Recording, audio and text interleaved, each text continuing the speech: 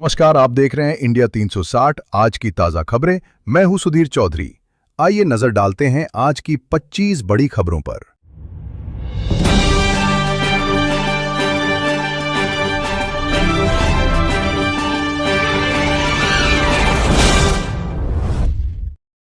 देश भर में मानसून ने पकड़ी रफ्तार। भारतीय मौसम विभाग (आईएमडी) के अनुसार महाराष्ट्र, बिहार, ओडिशा, असम, झारखंड और पश्चिम बंगाल सहित कई राज्यों में भारी बारिश की संभावना है। कई जिलों में बाढ़ जैसे हालात बनने की चेतावनी जारी की गई है।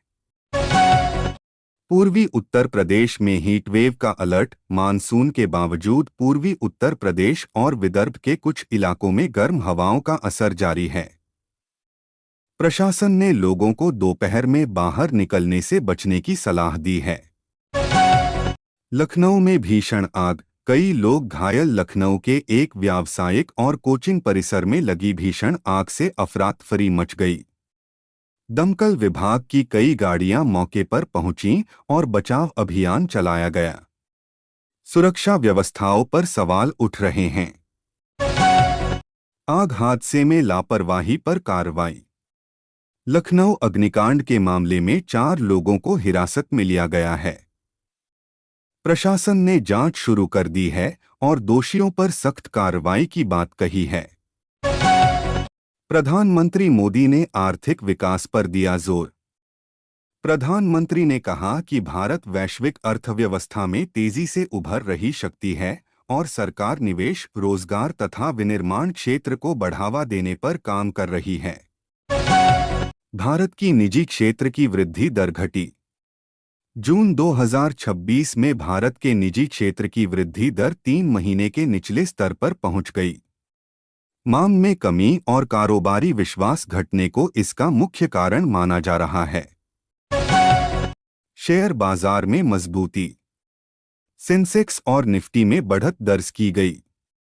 निवेशकों ने बैंकिंग, ऊर्जा और आईटी शेयरों में खरीदारी दिखाई।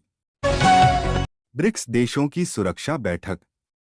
राष्ट्रीय सुरक्षा सलाहकारों की महत्वपूर्ण बैठक में आतंकवाद, साइबर सुरक्षा और वैश्विक चुनौतियों पर चर्चा हुई। भारत ने क्षेत्रीय शांति पर जोर दिया। भारत यूरोप व्यापार समझौते पर प्रगति।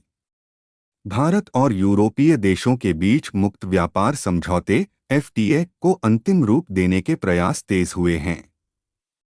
इससे निर्यात और निवेश बढ़ने की उम्मीद है। भारत-यूके व्यापार वार्ता आगे बढ़ी। दोनों देशों के बीच व्यापार और निवेश सहयोग बढ़ाने को लेकर नई सहमतियां बनने की खबर है। ब्रिटेन में राजनीतिक संकट।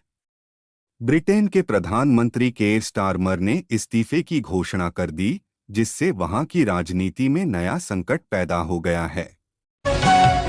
जापान ने वीजा शुल्क बढ़ाया। जापान सरकार ने विदेशी नागरिकों के लिए वीजा और रेजिडेंसी शुल्क में बड़ी वृद्धि का फैसला किया है। पश्चिम बंगाल में नए एयरपोर्ट की तैयारी। राज्य सरकार ने कल्याणी के पास ग्रीनफील्ड एयरपोर्ट बनाने की योजना की घोषणा की है। इससे क्षेत्र में रोजगार और निवेश बढ़ने की संभावना है। भारतीय रेलवे में सुरक्षा बढ़ेगी।